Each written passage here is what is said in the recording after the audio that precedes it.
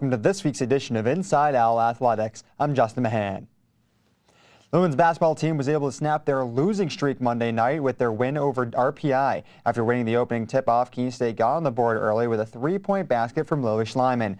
Nearing the end of the first quarter, Sandy Purcell takes the feed from Heen Thack and sinks the three at the buzzer, sending them into the second quarter up 21-15. Keene State started to find a rhythm in the third quarter as Thack finds Emily McPadden for an easy layup to increase their lead 48-40. RPI had a slight offensive push to bring the game back to within 4, but Schleiman finds the open lane to the basket to bring their lead back to 6. The Owls obtained their first win of the season, defeating RPI 60-57.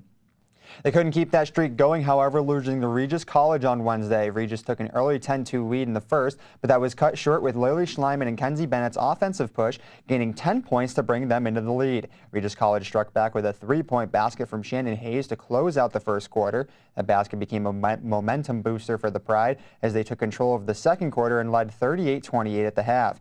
Keene State looked to bounce back in the second half, but was not able to do so, dropping the decision 73-58. The Owls will hit their home court on Saturday to begin conference play, beginning at 1 p.m. And the men's basketball team looks strong heading into conference play this weekend. They showed it with their win over LaSalle College Tuesday night. Taking an early lead in the first half, Ty Nichols picked up on offense after this steal, going coast to coast to increase Keaton's lead 15-5. With little time remaining in the first half, C.D. Diallo inbounds to Dizelle Wright, who sent the ball soaring over the Lasers to add on 2 points before the half. Lasers able to bring the game back to within 3, but their offensive pressure was cut short. Nichols drives through the Laser defense to find Jake Dunkley under the basket for the layup. 5 minutes remaining and Miguel Prieto shuts down Stefan Masciarelli, then breaks away for the dunk. Keene State takes the battle 73-62 and will hit their home court on Saturday for LEC play at 3 p.m. Men's basketball is shining bright with 2 players representing our athletes of the week. Senior Dizelle Wright picked up the honor after his strong performance against Springfield and MIT. And junior Ty Nichols earned the title after scoring 15 points in games against Springfield and MIT. Congratulations to our athletes of the week. The women's soccer team is sending one senior back to the soccer pitch for one final game this year. Senior forward Taylor Farland will suit up for the New England Women's Intercollegiate Soccer Association Senior Bowl. That game will be held at Merrimack College on December 2nd at 2 p.m. Farland capped off her career with 41 goals and 15 assists for a total of 97 points.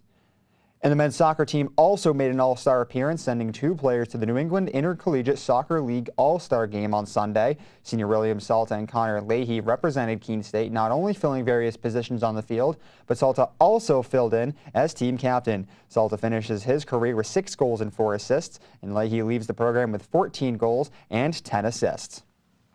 While fall athletes are celebrating their entries into All-Star games, one is celebrating a history-making milestone. We're talking about volleyball's Rachel Lamica. Lamica recently was named the first All-American in Keene State volleyball history, and we asked her what it meant to hold that title. Sammy Smith, Marita Brothers, Ryan Baraski, all will be joined by Rachel Lamica as she cements her legacy in Keene athletics. Lamica was recently named an All-American honorable mention after this year's season, a moment that she says still shocks her today. It's like I don't even believe it right now. It's actually very weird. Lamica has been playing volleyball since the 8th grade, playing on club teams and in beach tournaments just to get the repetitions in. And it's hard work that her teammates say have made her into the type of player that she is. It's almost like a whole new person, literally. I mean, as far as skill goes, she's gotten better and better. Coach Bob Weiner has also seen this hard work. He says that when Rachel started, she would look down on her performance with every missed play. Now, she's learned to accept it, and she brings that enthusiasm to every practice and every game. She's picking other people up, and she dragged us along with her competitiveness and intensity these last 2 years. Rachel's peers say that they are proud of her for this accomplishment and that she has well deserved it. It's so awesome, and it's just great to see how she's such a hard worker. She totally deserves it. I've been here 13 years. I've coached for 31 years. This is my first All-American, so it's pretty damn cool. Lamica will play in the New England Women's Volleyball Association All-Star Game on Sunday, December 3rd.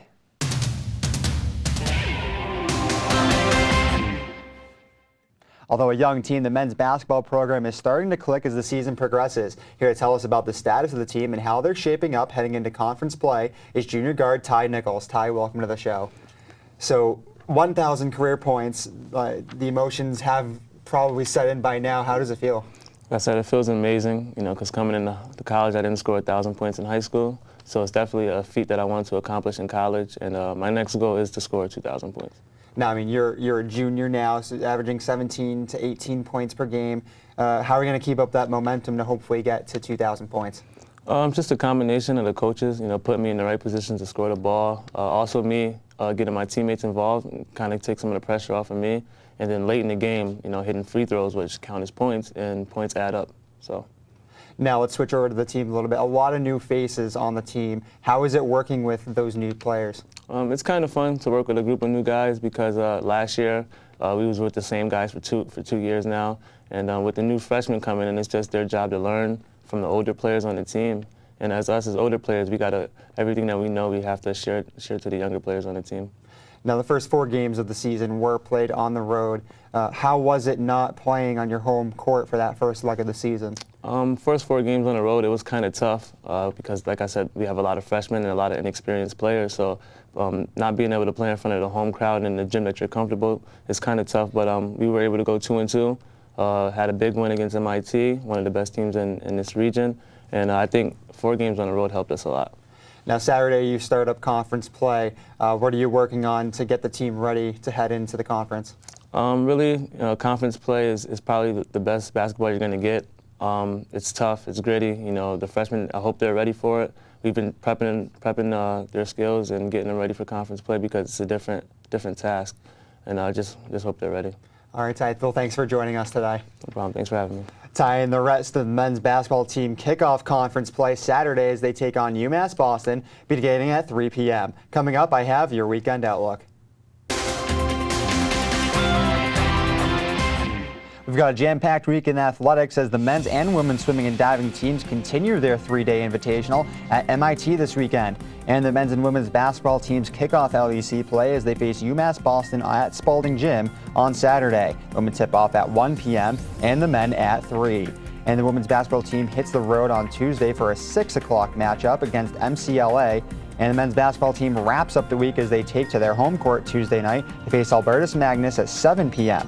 As always, you can catch all the Keene State action through the Owl Athletics website. Just go to KeenOwls.com, click on the Game Day tab, then select Live Broadcasts. Again, that's KeenOwls.com, Game Day, then Live Broadcasts. That's all for now. Thanks for watching. I'm Justin Mahan, and I'll be back next week with another edition of Inside Owl Athletics.